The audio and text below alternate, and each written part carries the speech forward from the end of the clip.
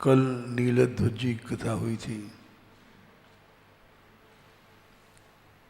इनके प्रवीर नाम का पुत्र था। अर्जुन से युद्ध हुआ। अग्निदेव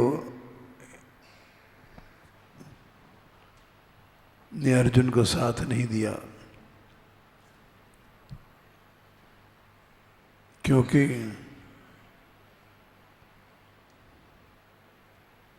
तुम श्री कृष्ण पर विश्वास न करके अन्य साधनों पर विश्वास करते हो।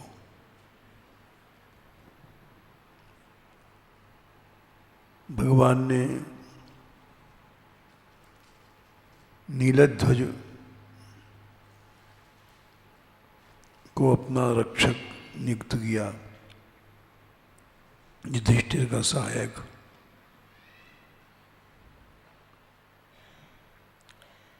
और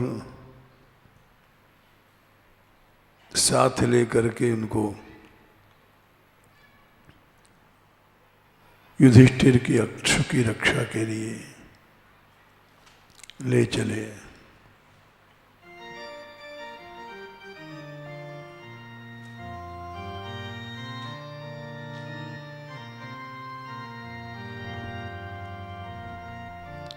आज कथा है मोरध्वज और ताम्रध्वज।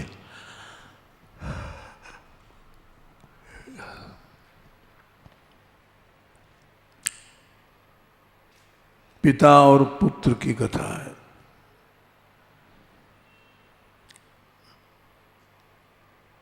कल भी नीलध्वज पिता थे, उनका पुत्र प्रवीर, दोनों के कथाएं हुई थी कल।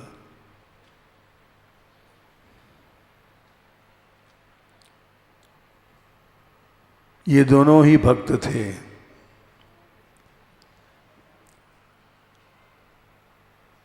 यथा राजा तथा प्रजा।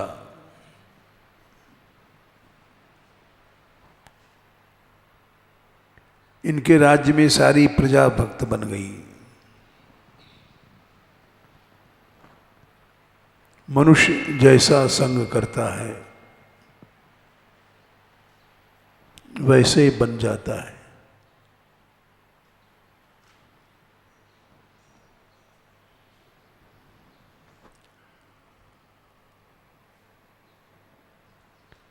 राजा मोरध्वज जी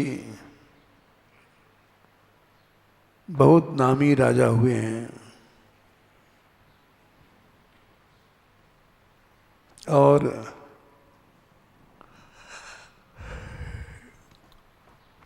इनका नाम भक्त श्रेष्ठ भक्तों में लिया जाता है।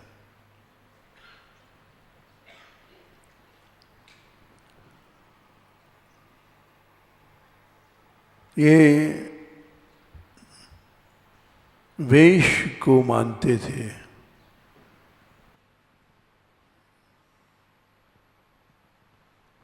और भक्तों के वेश को देख करके सम्मान करते थे।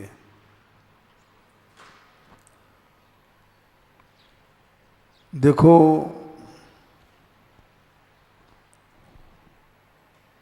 संसार में लोग समझते नहीं हैं।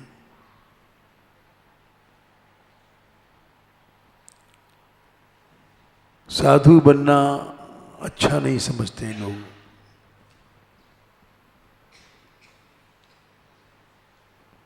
जबकि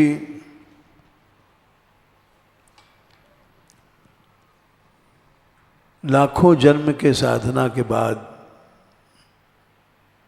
मन वैराग्य आता है। कपिल भगवान ने तीसरे स्कंद के 27वें अध्याय में अपनी माँ से कहा था,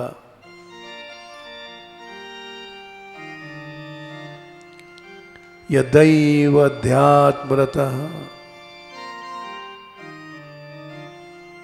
कालेन बहुजन्मना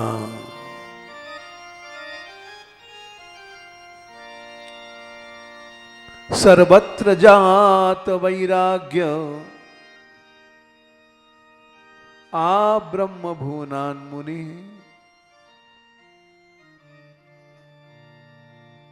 माताजी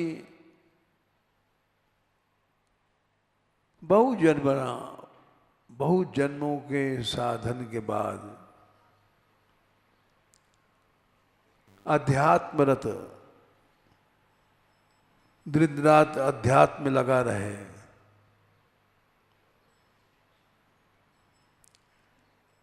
तब उसको वैराग्य पैदा होता है।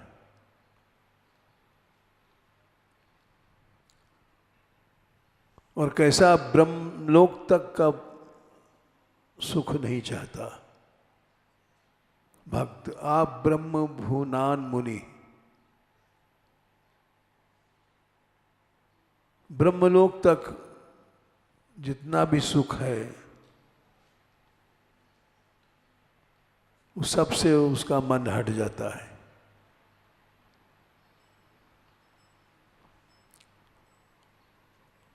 उस वैराग्य को लोग समझ नहीं पाते। किसी के लड़का या लड़की वैराग्य में आता है तो माँ बाप घबराते हैं। उनके मन में ये चोरी रहती है कि ये रास्ता गलत है।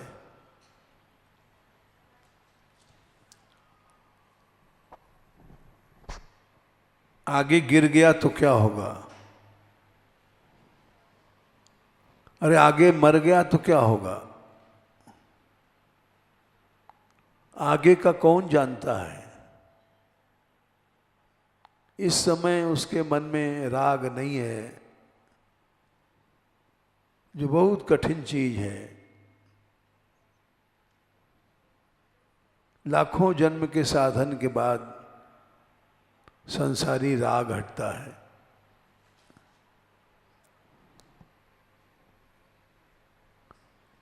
उस राग को तुम फिर से पैदा करना चाहते हो।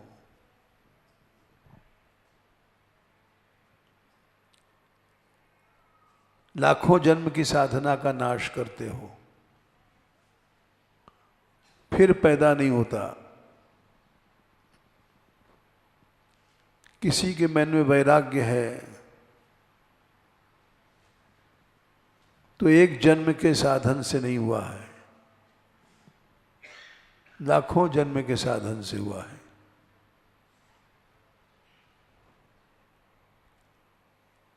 उसको नष्ट नहीं करना चाहिए।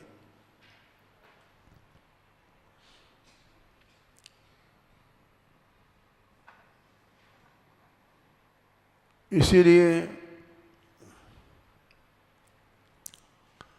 मोरध्वज जी और उनके लड़के ताम्रध्वज जी, पिता ऐसा था तो पुत्र भी वैसे ही हुए।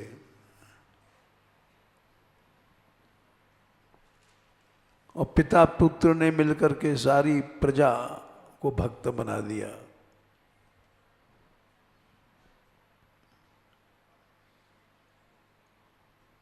एक बार ऐसा हुआ कि कुछ लोग जो वास्तव में हृदय के संत नहीं थे, हृदय के दुष्ट थे,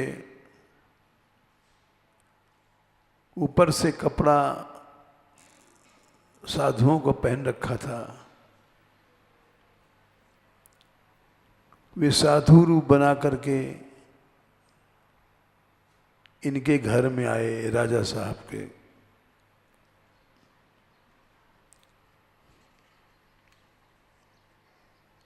राजा साहब ने कह रखा था कि महल में कोई भी आता है आने दो।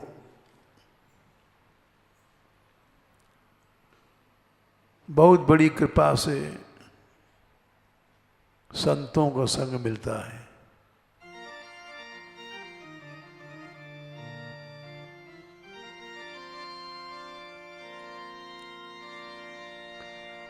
संत विशुद्ध मिले पुनीते ही, राम कृपा करी चितवय जेहि। बिना भगवान की कृपा के शुद्ध संत कभी नहीं मिलते।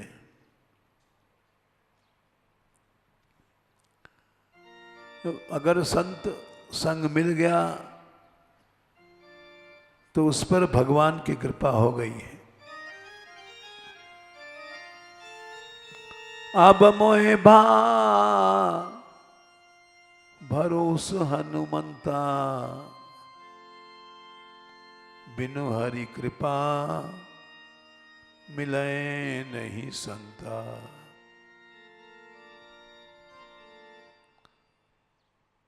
विभीषण ने कहा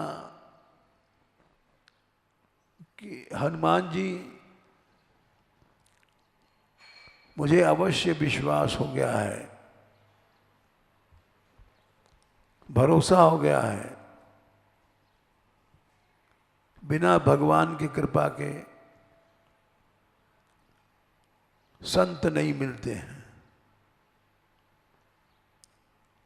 आपकी प्राप्ति हुई है, वह दिखा रही है कि भगवान की कृपा हो गई है।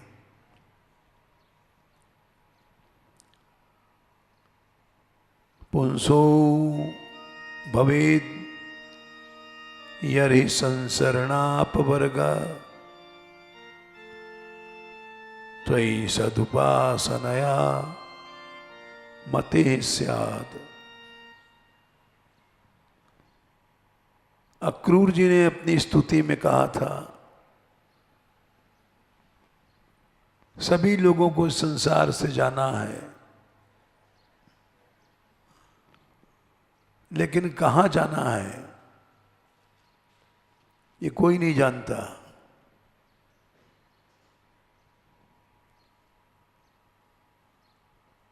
संसार से उस पार जाना है, उसकी पहचान क्या है? क्या पता कि आदमी मर के भगवान के पास जाएगा।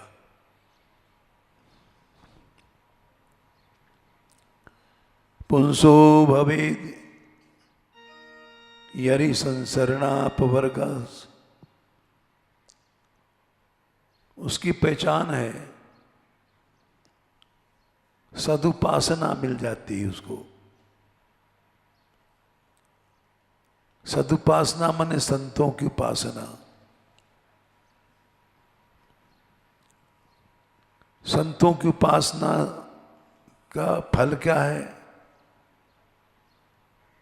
अब जनाब बने हे कमल नयन, तुम्हारे में उसकी बुद्धि लग जाएगी। संसार में मन नहीं रहेगा। किसी ने सत्संग किया है, इसकी पहचान क्या है? उसका मन लड्डू पेड़ा में नहीं जाएगा, भगवान में जाएगा। तई अब जनाब सदुपासनया मति स्यात्। संतों की उपासना करता है, लेकिन इस बात को समझ नहीं पाते लोग। कोई कोई ऐसे समझदार होते हैं कि बिना समझाए समझ जाते हैं। अभी हम ऊपर बैठे थे तो प्रसंग चल गया। जो बच्चे यहाँ रहते हैं, बहुत सी लड़कियाँ रहती हैं, तो एक व्यक्ति थे, इस समय यहाँ नहीं है शायद, वो अशोकनगर एमपी के थे।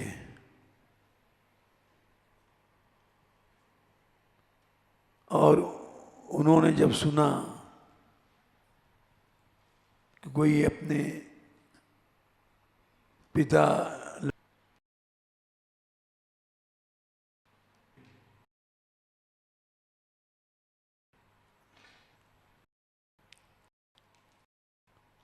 बोले, अरे हम तो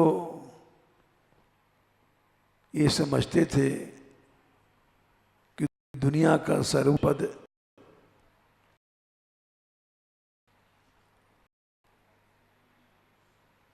वो कैसा पिता है जो अपने बच्चे को सत्संग से हटा रहा है।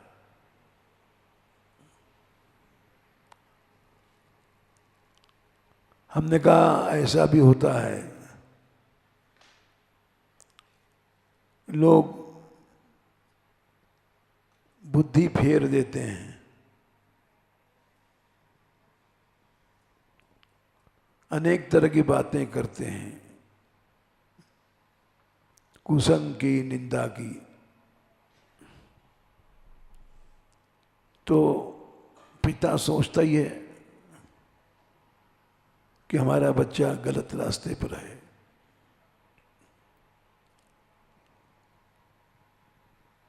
लेकिन वो, हमने कहा तुम कहाँ को हो?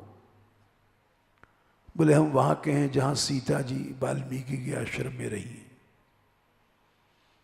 हमने कहा कहाँ है? अशोकनगर। बोले बीना के पास 30 मील दूर हम वहाँ के हैं। हमारी लड़की यहाँ रहती है, हम लेने आए हैं।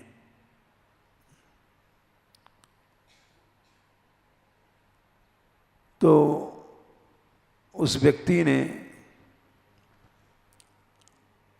बड़ा दुख प्रकट किया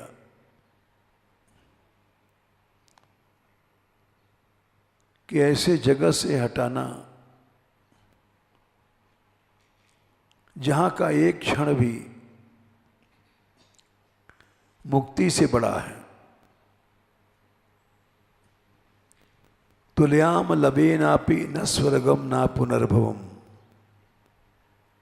भगवत संगी संगस्य मर्त्या नाम किमुताशीष।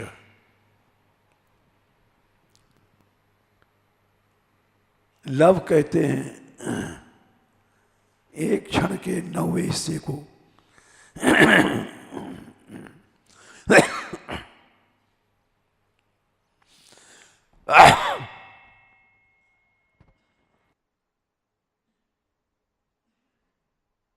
एक लव सत्संग, इसकी बराबरी मुक्ति नहीं कर सकती। तात स्वर्ग अपवर्ग सुख धरी तुला एक संग तुलनताय सकल मिले जो सुख लब सत्संग।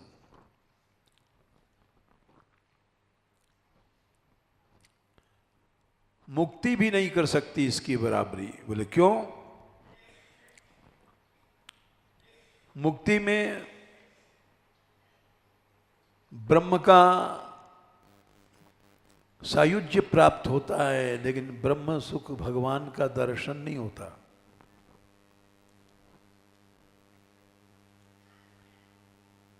राजा पृथु से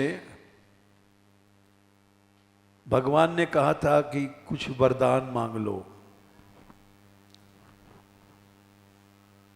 जो चाहिए मांग लो, मुक्ति मांग लो, भक्ति मांग लो।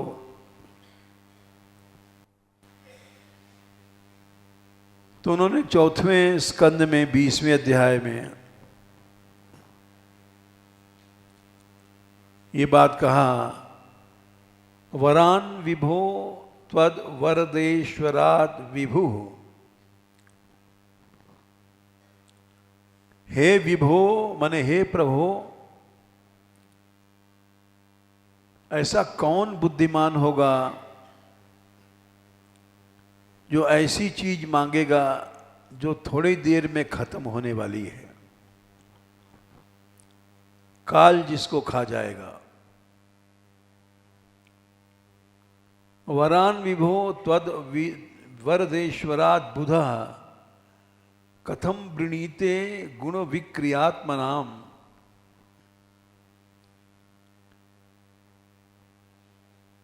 बोले संसार के इंद्रलोक तक के सुख ये नारकाणाम अपि संति देहिनाम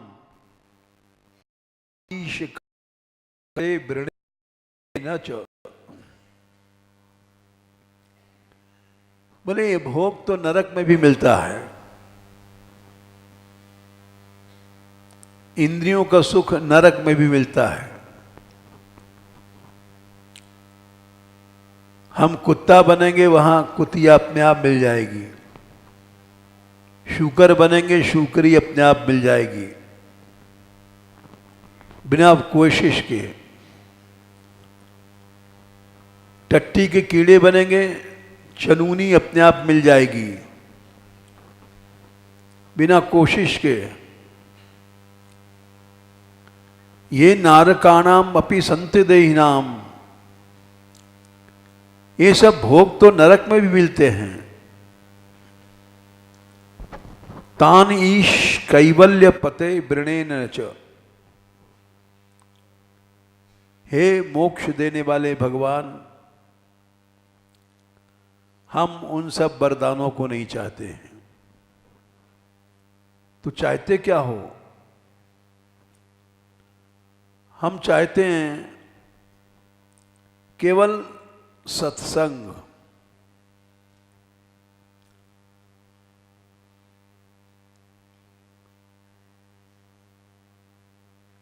और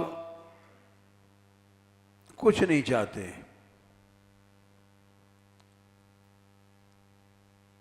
जो चीज नरक में मिल सकती है उसको हम लेके क्या करेंगे?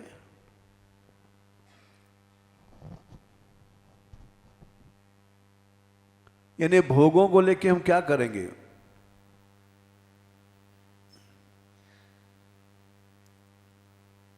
ये नारकाणाम अपि संति देहिनाम, नरक में रहने वाले जीवों को भी मिलता है। तान ईश कैवल्य पते वृणेन च न कामये नाथ तदप्यहम क्वचित। हे नाथ, हम इन भोगों की कामना, मुक्ति तक की कामना बिल्कुल नहीं करते, क्योंकि न यत्र युष्मत् चरणाम्बुजासवः, मुक्ति में आपके चरण कमलों का रस नहीं है। भगवान सगुण साकार का दर्शन नहीं है।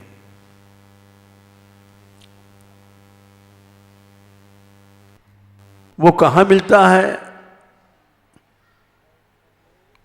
स्वर्ग के हजारों अप्सराएं मिल जाएंगी, वो तुमको भोग भोग करके नरक में पहुंचा देंगी।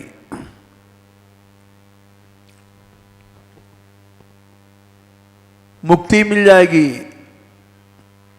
लेकिन भगवान के चरणों का रस नहीं मिलेगा।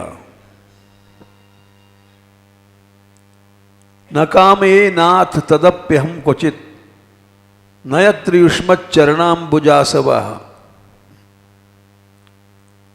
वो कहीं नहीं मिलता है भगवान के चरणों का रस, कहीं नहीं मिलता है। तो भागवत गीता ये सब क्यों बनी है? स उत्तम श्लोक महन्मुखच्युतम, वो महापुरुषों के पास मिलता है। उनके हृदय में रहता है भगवान के चरणों का प्रेम, हृदय में से निकल के मुख में आता है। और फिर वो जब कथा कहते हैं, उपदेश देते हैं, तो लोगों के कान में घुसता है। कान में घुसने के बाद फिर उनके हृदय में घुसता है। तो जो मनुष्य कथा नहीं सुनता है, उसके पास, उसके हृदय में भगवान नहीं घुसे हैं।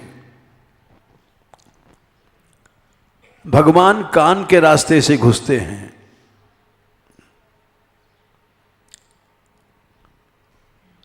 स उत्तम श्लोक महन मुखच्युतम विधत्स करनायुत मेष में बरह। 10,000 कान दे दो हमको। बोले 10,000 कान लेके क्या करोगे? 2 कान हैं, 2 प्याले हैं, इनसे रस हम पीते हैं, भगवान की कथा सुनते हैं, और जब प्याले बहुत से हो जाएंगे तो उतना ही ज्यादा रस पिएंगे।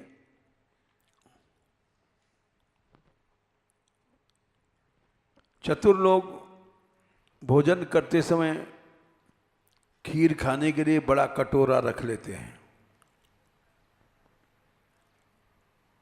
हमें याद है कि हम जब शुरू में 60 वर्ष पहले आए थे, तो एक विदेश के संत थे, वो हमारे साथ भोजन करने के लिए गए। यहाँ गोपाल कुटी में पंगत थी, और पंगत में खीर जितना चाहो ले लो, देने वाला दे रहा है, हाँ करते जाओ, देता चला जाएगा।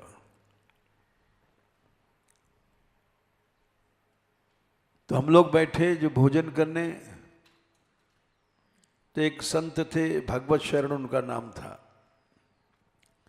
अब नहीं, उनका शरीर मर गए, बहुत दिन भये। तो वो इतना बड़ा भगोना खीर के लिए उन्होंने रख लिया। हमारे पास विदेशी साधु था, वो लोग इतना नहीं खाते थे।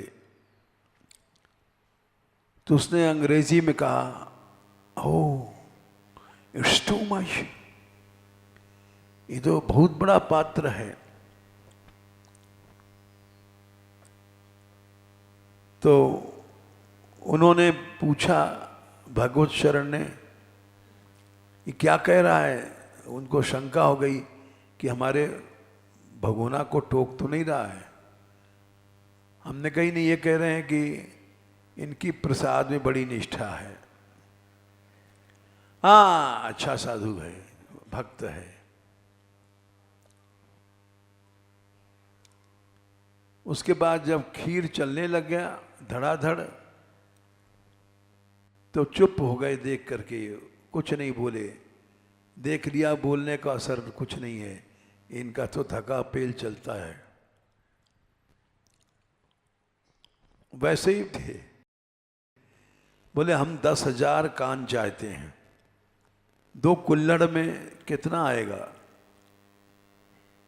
10,000 कान में भगवान की कथा का रस दिन रात सुनेंगे, दिन रात गाएंगे, 24 घंटा गाएंगे।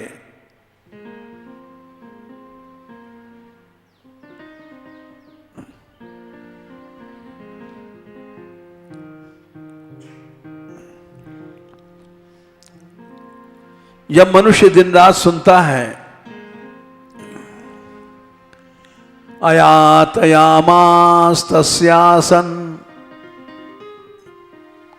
यामा स्वांतरयापना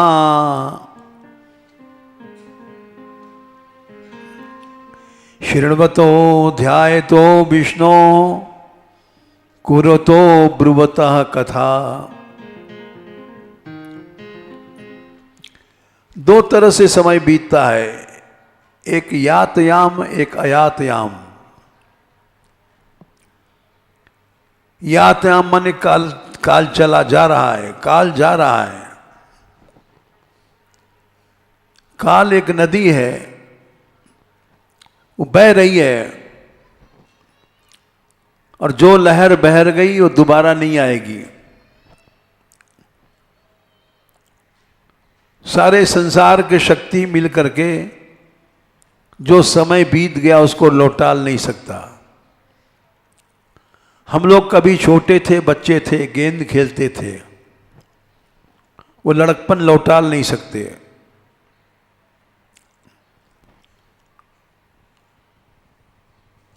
उसी तरह से जो समय बीत गया वो लौटता नहीं है।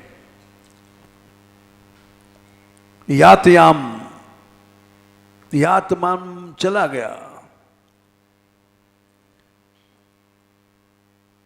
और उस काल को महापुरुष लोग नष्ट नहीं करते हैं। उनका समय बीतता नहीं है, उनका समय अयातयाम होता है। वो भगवान के पास पहुंचा देते हैं अपने समय को। हमने समय भगवान के स्मरण में लगाया तो समय भगवान को अर्पित हुआ। अविनाशी को अर्पित हुआ तो अविनाशी की प्राप्ति होती है।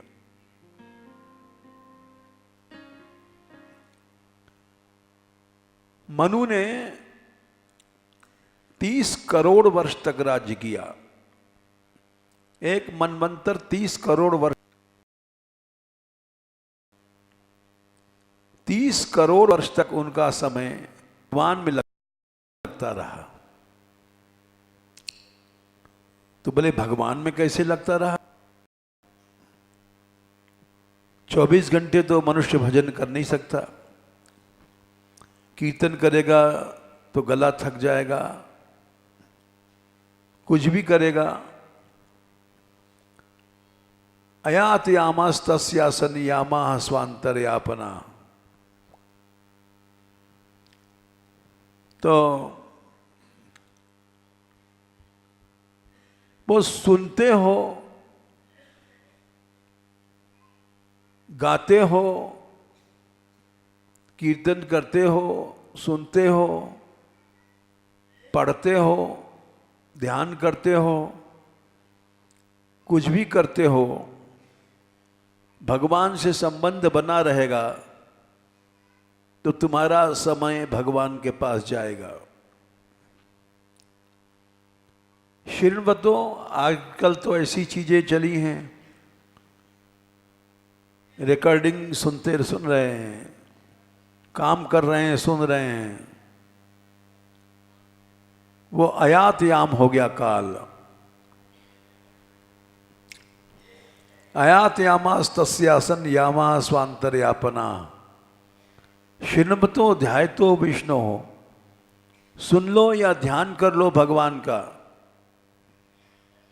या कुर्वतो सेवा कर लो, या कथा कह लो।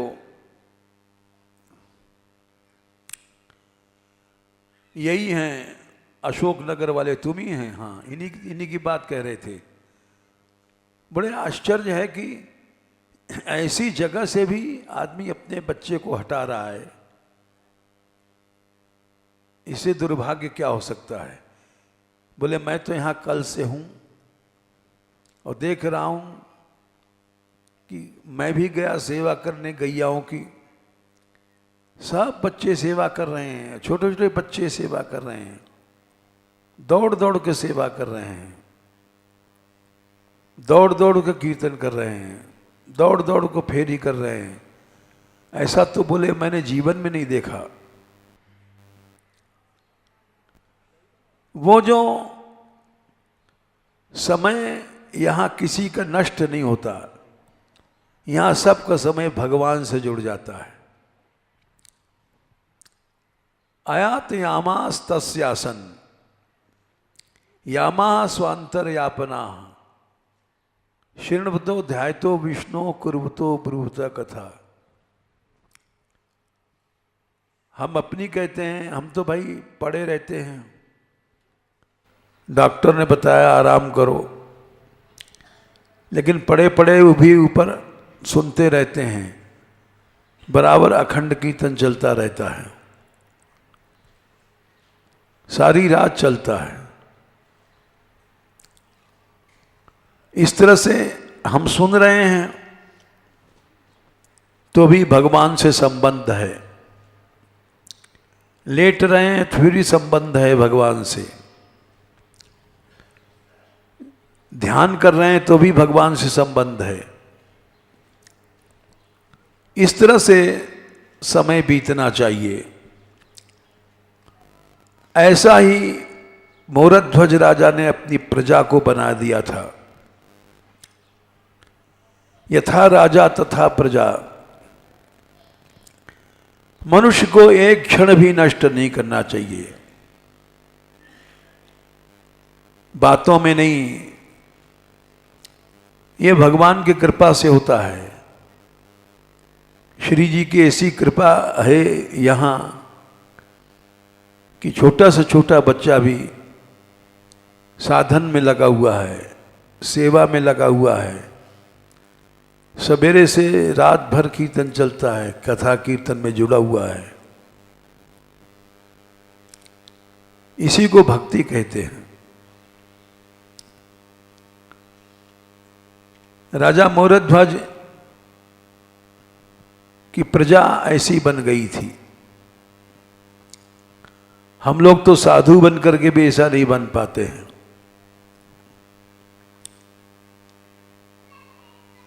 रत्ननगर के राजा थे, मोरध्वज का पुत्र था ताम्रध्वज।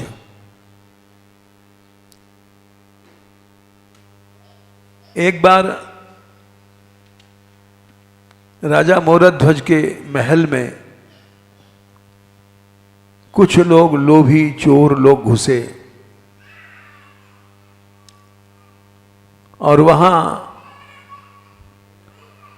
राजा ने उनको प्रणाम किया।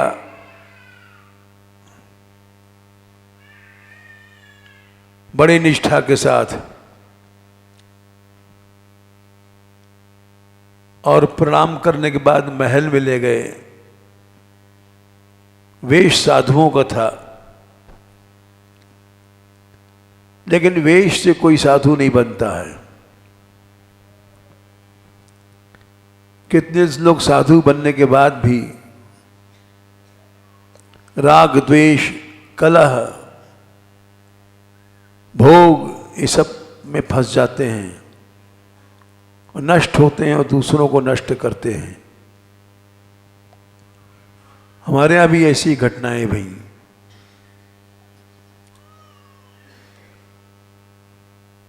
तो वो ठग थे, भीतर के साधु नहीं थे, ऊपरी साधु थे। उन्होंने महल में रुका दिया, आप महल में रुकिए। रानी बड़ी सुंदर थी और पैसा रानी थी। रानी को उन्होंने धन के लोभ में मार दिया और सारा धन ले लिया।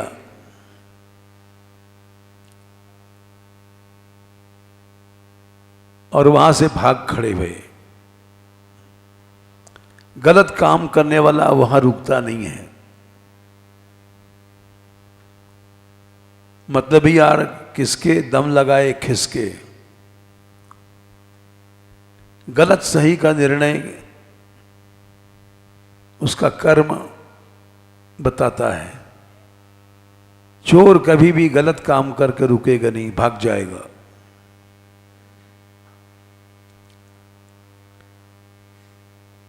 वे लोग वहां से भागे रानी को मार करके, धन लेकर के, और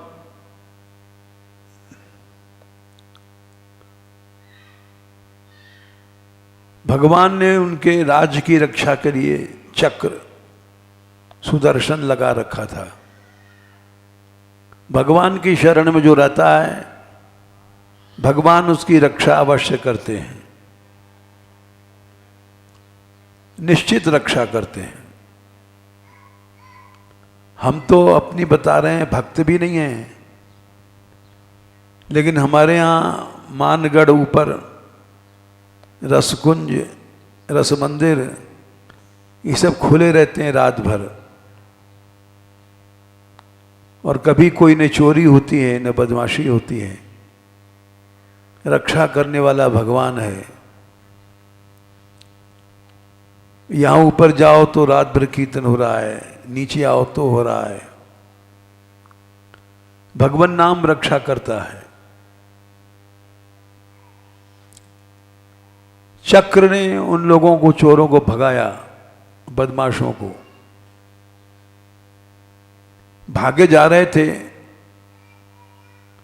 राजा साहब मिल गए रात को, अकेले रक्षा में घूमते थे। राजा साहब ने देखा कुछ लोग भाग रहे हैं, तो रोका, बोलो आप लोग कौन हो? चोर को कितना दम होता है। घबरा गए और बोले आप रात में क्यों भाग रहे हैं? वो समझ गए कि अब मारे जाएंगे हम। चरणों में गिर पड़ा समुदाय ठगों का और बोले महाराज हम लोग चोर हैं, हम लोग भाग इसलिए रहे हैं कि कल आपके यहाँ रुके थे, आपने महल में हमको स्थान दिया। हम लोग वेश के साधु थे, हमने आपके यहाँ भोजन किया और आपकी रानी को ही मार दिया धन के लोभ में, और ये धन लेके हम भाग रहे हैं। तमाम हार वार, सोना चांदी, हीरा मोती,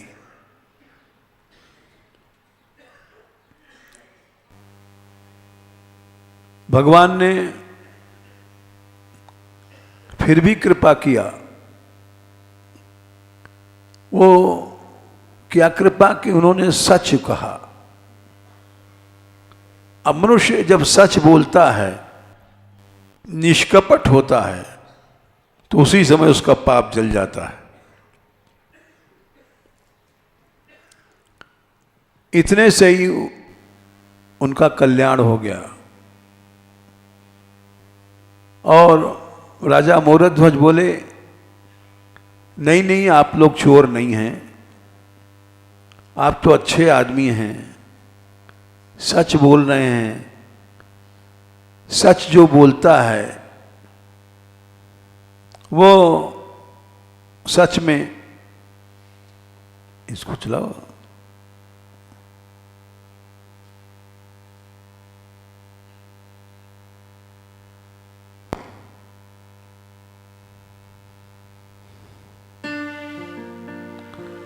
सांच बराबर तप नहीं,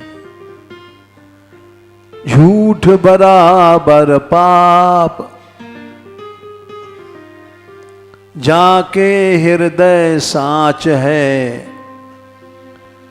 वाके हृदय आप। जिसमें मनुष्य सत्य का आश्रय करता है, सत्य भगवान में है, भगवान उसके हृदय में आ जाते हैं। आप लोग संत हैं, चलिए महल चलते हैं। मोरध्वज की श्रद्धा ऐसी थी कि उन ठगों को, जो उन 8-10 जो संख्या में रहे होंगे, लौटाल के महल में लाए जहां रानी साहब मरी पड़ी थी, और उन्होंने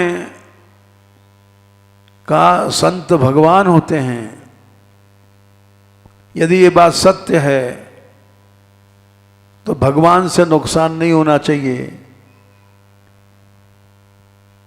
इनका चरणामृत हम दे रहे हैं, रानी जीवित हो जाए। उन ठगों का चरण धोया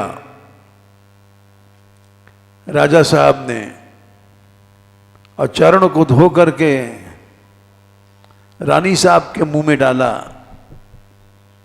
रानी साहब जीवित हो गई।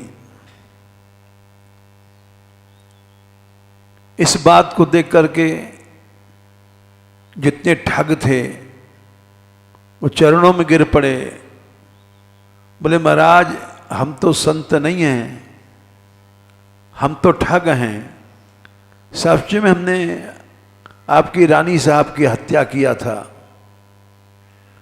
लेकिन आपकी भक्ति के कारण ये जी गई हैं। आपके अंदर ऐसी भक्ति है जिसके कारण सारी प्रजा भक्त बन गई।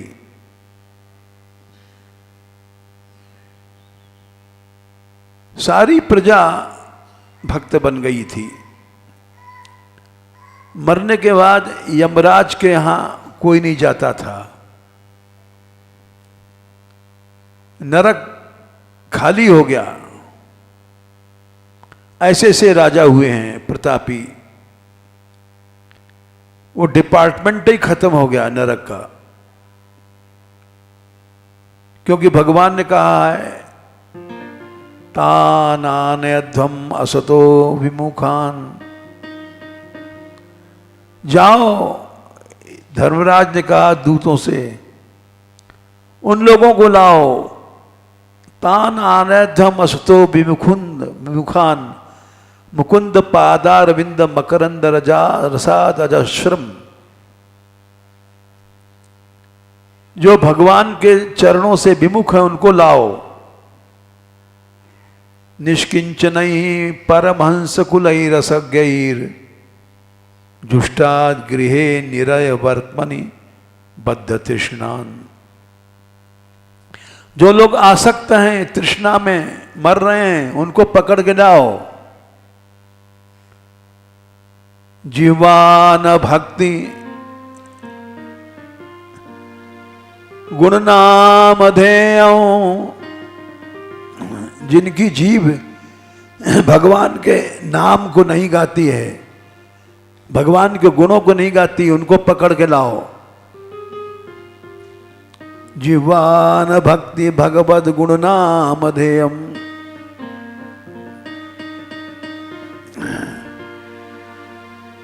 जिनका मन भगवान में कृष्णायनो नमति अच्छिरे एकदापि तानान्यध्वम असतो अकृत विष्णु कृष्णान।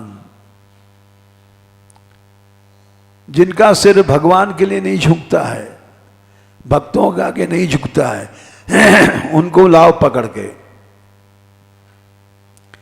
तो नरक का दरवाजा बंद हो गया। मोरध्वज के राज्य में जितने मर्दे थे, नरक कोई नहीं जाता था। जिह्वान भक्ति भगवत गुण नाम धेयम चेतश्च न स्मरत तच्चरणारविंदम। चित्त में जिनके श्री जी के चरणों की याद नहीं आती है,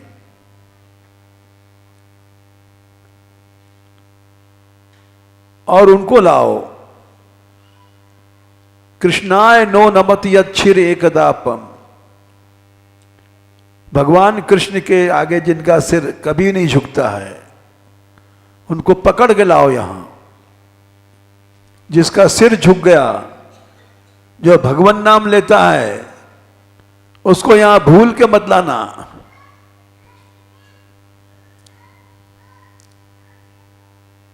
तो धर्मराज यानी यमराज कि पुरी खाली हो गई। मोरध्वज के राज में कोई आदमी नरक नहीं गया। सत्संग ऐसी चीज है, कीड़े मकोड़े तक भगवान नाम सुन के पवित्र हो जाते हैं। पशु पक्षी कीट भृंग बोली ते न पारे, सुनी लई हरि नाम तारा सब तरे। जप लेते हरि नाम कौरिया निज साधन, उच्च संकीर्तने करे परोपकारे। जहां भगवान नाम कीर्तन होता है, पशु पक्षी कीड़े मकोड़े तक जो भगवान नाम नहीं ले सकते हैं वो सुनते हैं और उसी से उनका कल्याण हो जाता है। मुसलमानों के यहाँ कुरान शरीफ में नमाज जोर जोर से चिल्लाने का यही कारण है कि जो जोर जोर से सुनता है।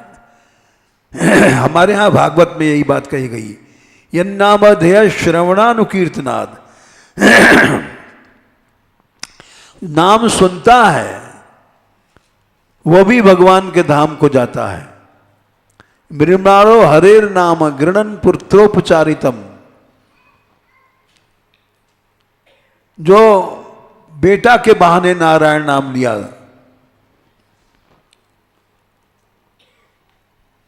वो भी भगवान को प्राप्त हो गया।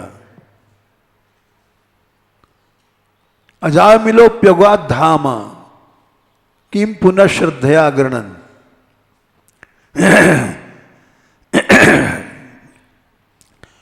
कुरान शरीफ में एक कथा आती है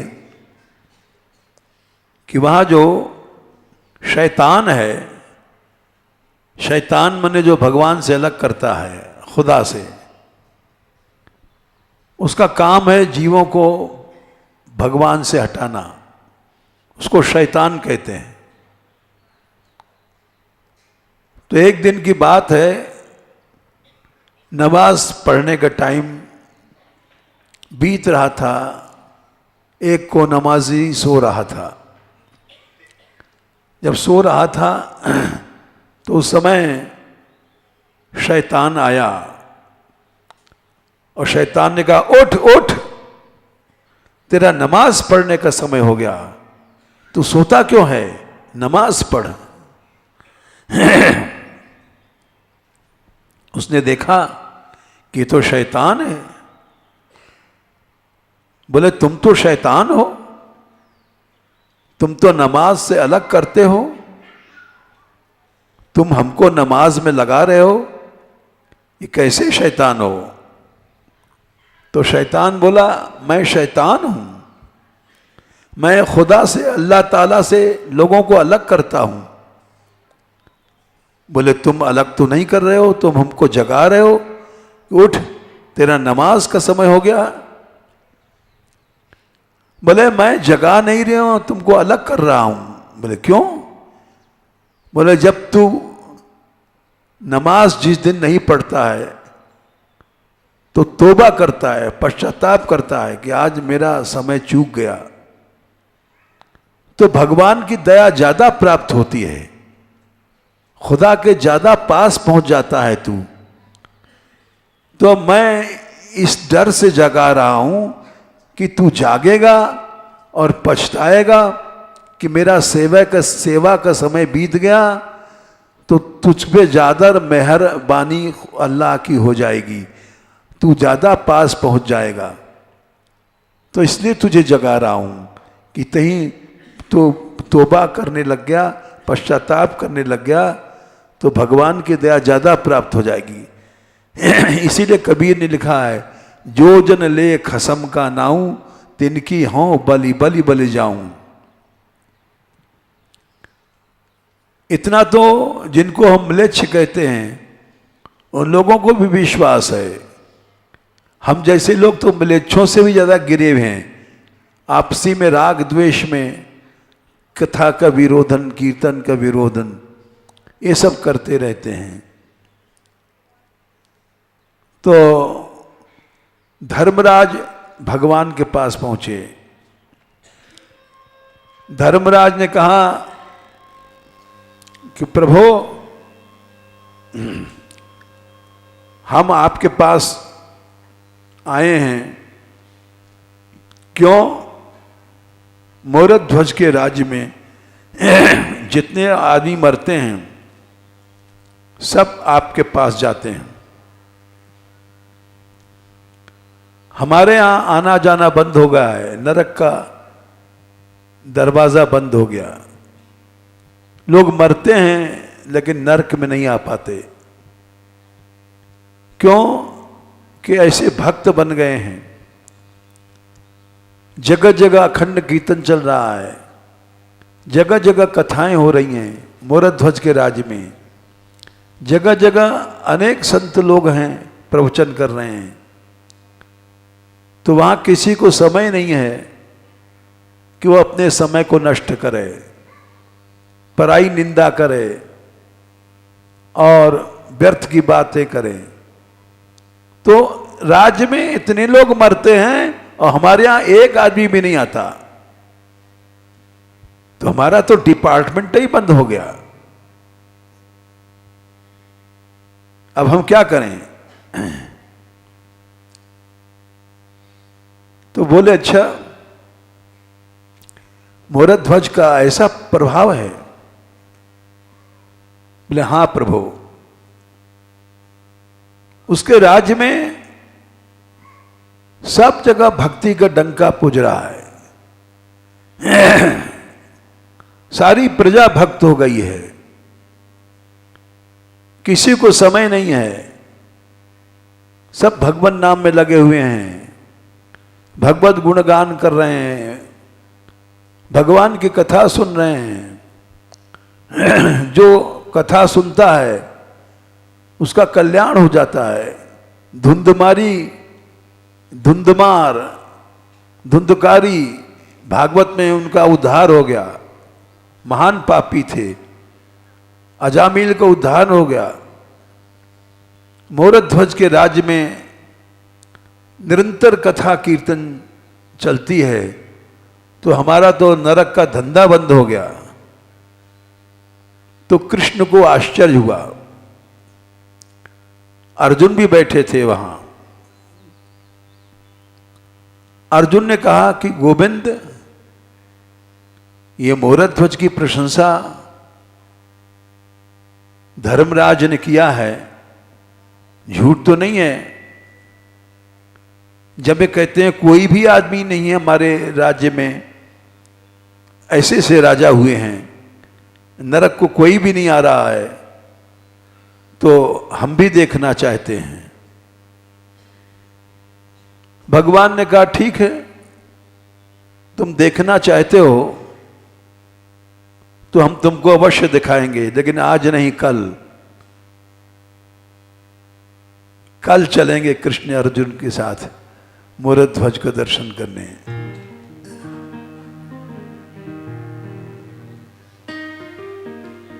आ